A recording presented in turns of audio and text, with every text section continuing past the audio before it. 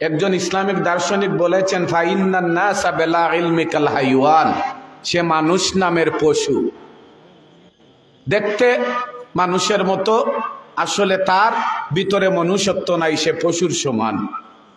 বর্তমানে বাংলাদেশটা খুব ক্লান্তি লগ্ন অতিক্রম করতেছে।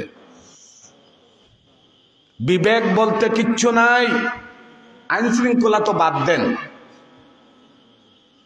আইন শৃঙ্খলা বাদ দেন, বিবেক বলতে কিচ্ছু নাই। নিরীহ ছাত্রদেরও কোনো নিরাপত্তা নাই, সাধারণ মানুষেরও কোনো নিরাপত্তা নাই। এমন ক্লান্তি লগ্ন অতিক্রম করতেছে।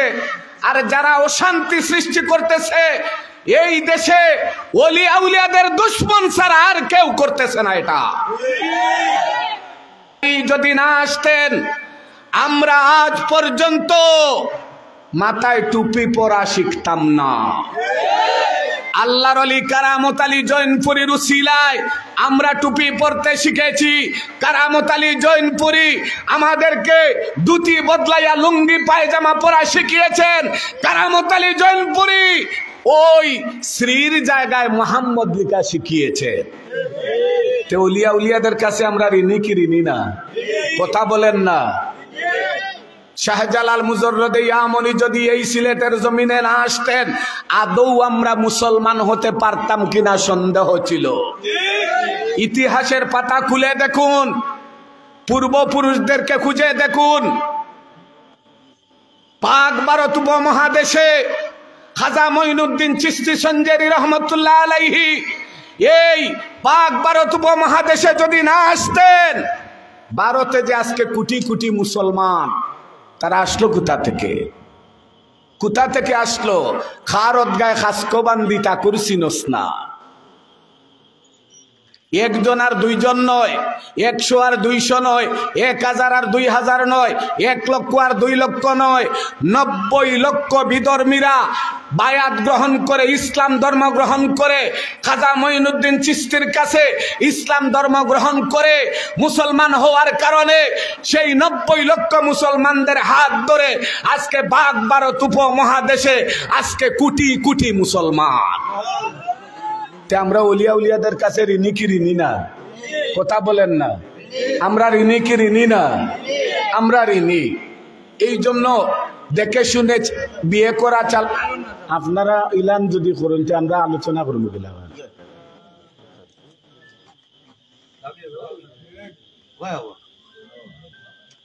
দেখে শুনে বিয়ে করা চালাকের কাজ, যে যতই বলুক না কেন তাতে নাই লাজ। আমরা হক্কানি ওলিয়া উলিয়াদের দামন ধরে আসি, এখনো আসি, ভবিষ্যতেও থাকবো ইনশাল্লাহ। কথা বলেন ঠিক কিনা?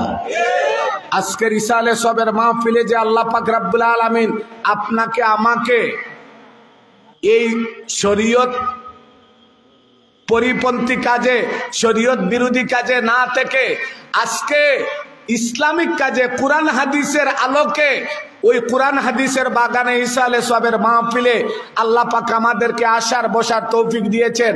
আমরা খুশি না বেজার? উচ্চ আওয়াজে বলুন, খুশি না বেজার? প্রাণ খুলে আওয়াজ দিয়ে বলুন, আসলেই সত্যি আমরা খুশি না বেজার? অনেক মানুষ হসপিটালের বিছানায় কাতরাচ্ছে, অনেক মানুষ অসুস্থ অবস্থায় স্যালাইন চলতেছে। কথা বলেন ঠিক কিনা? আপনাকে আমাকে আল্লাহ পাক সুস্থ রেখে এই জান্নাতের বাগানে আসার ব্যবস্থা করে দিয়েছেন। আল্লাহর শুকরিয়া, এই নিয়ামতের শুকরিয়া আদায় করে শেষ করা যাবে না। সম্মানিত হাজিরিন, মুবারক মাস, মুবারক চাঁদ, এই মাহে শাবান দোয়া কবুলের মাস। রজব এবং রমাদানের মধ্যবর্তী মাস হচ্ছে রমাদানুল মুবারক। সামনে মাত্র 1 সপ্তাহ পরেই রমাদানুল মুবারক। এই শবে বরাতটা যে শাবান মাসের 15 তারিখ গেল রাত, এই লাইলাতুল বরাত অর্থাৎ শবে বরাত, এই শবে বরাতের পর থেকে সত্যিকারের রোজাদার যারা, সত্যিকারের আল্লাহর বান্দা বান্দি যারা, তারা রমজান মাসের জন্য প্রস্তুতি শুরু করে দিয়েছে। কথা বলেন না? মোটামুটি আমরা মনে মনে প্রিপারেশনে আসি না? যে রমজান মাস সেহরি খাবো, রোজা রাখবো, ইফতার করব, কথা বলেন না? এই রমজান মাস সামনে, আর শাবান মাসটা হচ্ছে রমজান মাসের প্রস্তুতি নেওয়ার মাস। রজব মাস গেছে, মেরাজের মাস। এই মেরাজ যদি না হইতো, পূর্ণাঙ্গভাবে আমরা ইসলাম পাইতাম না, পূর্ণাঙ্গভাবে শরীয়ত পাইতাম না, পূর্ণাঙ্গভাবে আমরা ইসলামের রীতিনীতি জানতাম না।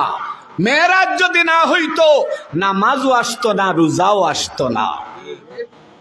রজব শাবান এই দুইটা মাস রমজান মাসকে ওয়েলকাম জানায়, স্বাগত জানায়। প্রাণ খুলে আওয়াজ দিয়ে, উচ্চ আওয়াজে এটো দরসে পরন সাল্লাল্লাহু